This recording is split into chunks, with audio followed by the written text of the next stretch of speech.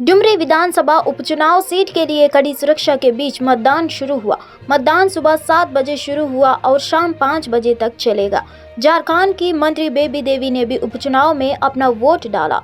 झारखंड की डुमरी सीट झारखंड मुक्ति मोर्चा के विधायक जगन्नाथ महतो के निधन के बाद खाली हुई थी। पार्टी उपचुनाव में महतो की पत्नी बेबी देवी को मैदान में उतारा है, जबकि एनडीए की यशोदा देवी और ऑल इंडिया मजलिस ये इत्तेहादुल मुस्लिमान के अब्दुल रिजवी बेबी देवी के खिलाफ मैदान में है। गौरतलब है कि 4 राज्यों के 7 सीटें उत्तर प्रदेश में घोसी, पश्चिम बंगाल में धूपगढ़ी, केरल और पुतुपल्ली, उत्तराखंड में बागेश्वर, झारखंड में डुमरी और त्रिपुरा में बक्सनगार में धनपुर पर उपचुनाव हो रहा है। सभी 7 सीटों पर मतगणना 8 सितंबर को होगी।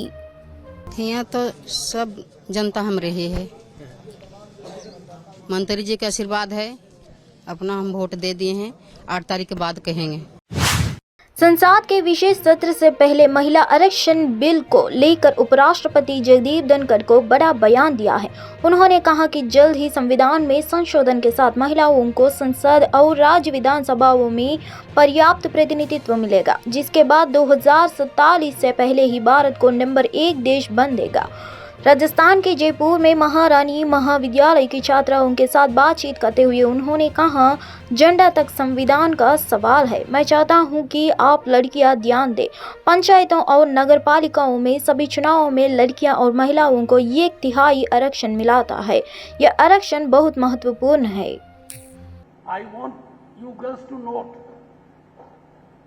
in panchayats and municipalities, in all elections, girls and women है 1/3 रिजर्वेशन, और ये रिजर्वेशन बहुत सिग्निफिकेंट है। आई कैन टेल यू, वो दिन दूर नहीं है, बल्कि बहुत नजदीक है, जब अपने भारत में, इस महान देश में, संसद और विधानसभाओं में महिलाओं का उचित प्रतिनिधित्व है। संविधान में नीमच में रेल मंत्री अश्विनी वैष्णव ने जनता को वंदे भारत देने की बात कही। उन्होंने लोगों को संबोधित करते हुए कहा कि जल्द ही इस रूट पर लोगों को वंदे भारत को तोहफा दिया जाएगा। रेल मंत्री अश्विनी वैष्णव ने कहा कि इस रूट पर वंदे भारत चलाने का समय आ गया है। आपके संसद पहले ही इसके लिए अनुरोध कर चुके हैं। वंदे भारत एक्सप्रेस जल्द ही आपके रूट पर चलेगा। बता दें, आने वाले दिनों में मध्य प्रदेश चुनाव है, ऐसे में पार्टियों के नेताओं के दौरा जारी है। अगस्त में गृह मंत्री ने भी मध्य प्रदेश में विजिट किया था। उन्होंने पार्टी कार्यकर्ताओं और नेताओं के साथ चुनाव को लेकर रणनीति तैयार की थी। संक्षिप्त में बताता हूँ वंदे भारत की कहानी। मोदी जी ने कहा कि जो ट्रेन यूरोप में होती है, जापान में होती है, वैसी ट्रेन भारत में भी होनी चाहिए। होनी चाहिए कि नहीं होनी चाहिए नौजवानों? होनी चाहिए। तो जब मोदी जी ने कहा ऐसी ट्रेन बनानी है, तो हमारे रेलवे के अधिकारियों ने क्या किया? सबसे पहले कटाया एरोप्लेन का टिकट, गए जर्मनी, गए जापान, गए फ्रांस, गए यूरोप, और बड़े बड़े प्रेजेंटेशन लेके आए कि साहब ये वर्ल्ड क्लास ट्रेन है, साहब ये ट्रेन लेके आएंगे जापान से, ये ट्रेन लेके आएंगे जर्मनी से। और मोदी जी ने सुनी सबकी बात। केंद्रीय मंत्री मीनाक्षी लेखी ने नई दिल्ली में ग्रेट पीपुल्स फॉरेस्ट कार्यक्रम में भाग लिया, जहां उन्होंने कहा कि जीवन और आत्मा का अस्तित्व है और चेतन और निर्जीव अस्तित्व के बीच एक निरंतर चक्र है।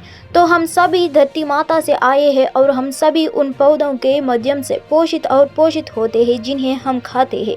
यह जीवन हमें पृथ्वी द्वारा दिया गया है, लेकिन जब हम मरते हैं तो हम पृथ्वी के साथ एक हो जाते हैं। इसलिए निरंतरता का यह चक्र चलता रहता है। इस प्रकार हम पृथ्वी से जो लेते हैं, अब पृथ्वी को वापस देने का समय आ गया है।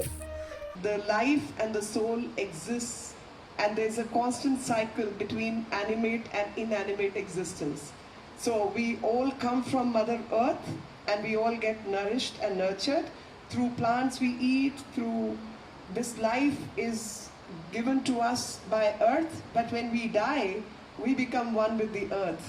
So this cycle of continuity goes on, and thus what we give what we take from earth, it's time to give it back to the earth. So conservation of soil, conservation of water are prime functions in terms of climate change that we need to work and exercise, and there has been immense effort which is going on. Recently, the government started with a program called Meri Mati Mera Desh, which is about conserving and preserving earth, planting trees across, and also remembering all our freedom fighters and warriors who sacrificed everything for the well-being of freedom movement of this country.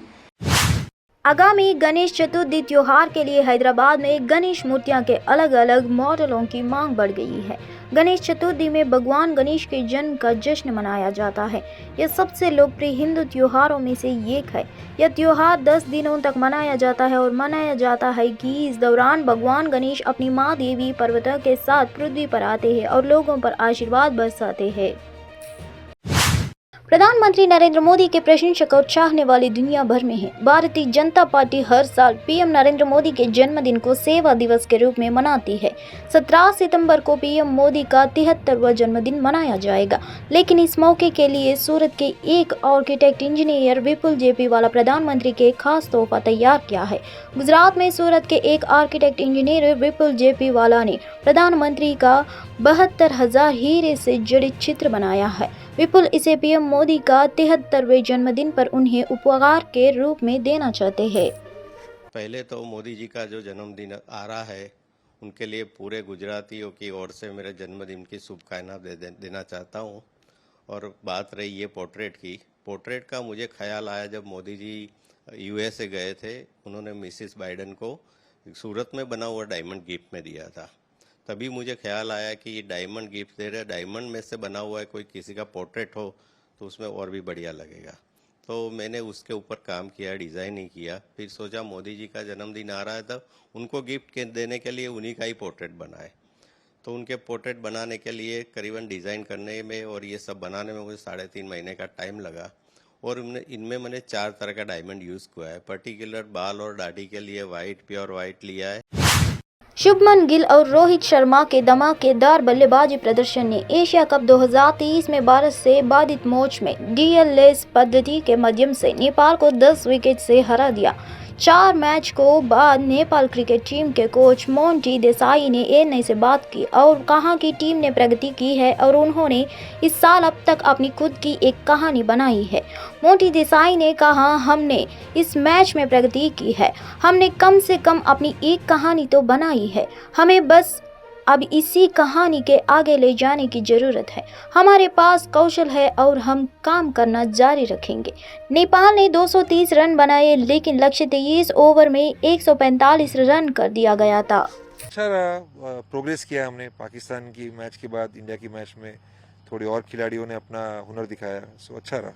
हाँ sir, but थोड़ा बढ़िया रही आपकी, लेकिन bowling थोड़ी लचर हो रही है। आई थिंक वो बार ब्रेन इंटरप्टेड गेम, सो उसमें प्लान्स पे प्रेजेंट रहना और डिसिप्लिन रखना थोड़ा चूक गए उसमें। इंडिया का गेम आज आपको कहाँ लैग लगा, क्योंकि आज अच्छा बैटिंग है आपकी टीम में, तो कहाँ लैग लगा? नहीं, I think more importantly just may be when rain is around और आप स्विच्ड ऑन नहीं हो तो उसमें थोड़ा बहुत इधर उधर हो जाता है। I think discipline is one thing we can talk about. But क्या कुछ आगे? दिल्ली पुलिस ने 9 और 10 सितंबर को होने वाली आगामी G20 शिखर सम्मेलन से पहले राष्ट्रीय राजधानी में इंडिया गेट पर वाहन चेकिंग की। 2 दिवसीय शिखर सम्मेलन में 20 सदस्य देशों सहित 40 देशों के नेता और प्रतिनिधि शामिल होंगे। G20 में 19 देश शामिल है। भारत ने मेगा इवेंट के लिए अतिथि देशों के रूप में बांग्लादेश, मिस्र, Mauritius, Netherland, Nigeria, Oman, Singapore, Spain और संयुक्त अरब अमीरात को आमंत्रित किया है।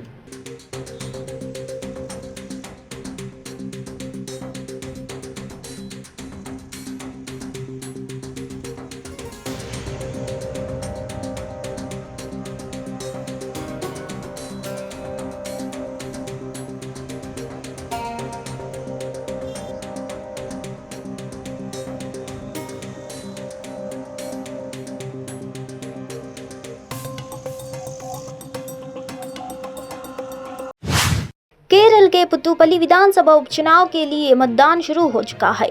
लोग आकर अपना वोट डाल रहे हैं। आपको बता दें कि अगले साल होने वाली लोकसभा चुनाव से पहले 6 राज्यों की 7 विधानसभा सीटों पर मंगलवार को उपचुनाव के लिए मतदान चल रहे हैं। इनमें पश्चिम बंगाल की धूपगढ़ी, त्रिपुरा की धनपुर व बोक्सन नगर, केरल की पुडुपल्ली, झारखंड की डुमरी, उत्तराखंड की बागेश्वर और उत्तर प्रदेश की सबसे चर्चित घोषित सीट पर वोटिंग चल रही है।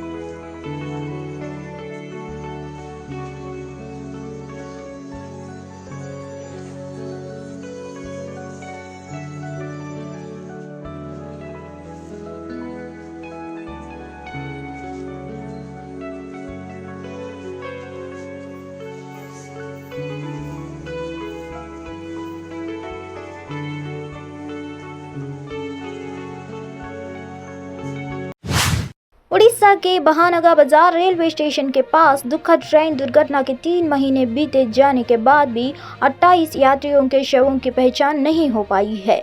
एम्स भुवनेश्वर में 2 चरणों में 162 शवों में पहुंचा गया है। उन्होंने बताया कि उनमें से 28 शव अज्ञात है और इनकी पहचान के लिए अब तक कोई नहीं आया है। भुवनेश्वर अधिकारी ने बताया कि उच्च अधिकारियों से निर्देश मिलने के बाद शवों को सीबीआई को सौंप दिया जाएगा, क्योंकि अब मामले में जांच उसी के हाथ में है। We are having 28 bodies left with us, and we are just waiting for the direction from the Railway Ministry in coordination with state government. So whatever instruction comes, we are just actually custody and preserve करके रखे हुए हैं, and we will just hand over the bodies to CBI for further process. What are the options? What can we? Options, bodies has to be actually disposed finally, whatever actually way the government decides. So we do not have any control over that. Any timeline that the direction No, can come? till now there is no timeline. But I think they have actually reached the deadline. Instruction may come anytime. So the samples is also coming, and you are sending for matching. Sample last 10 days no claimant has come, and we have not sent any further samples for DNA testing.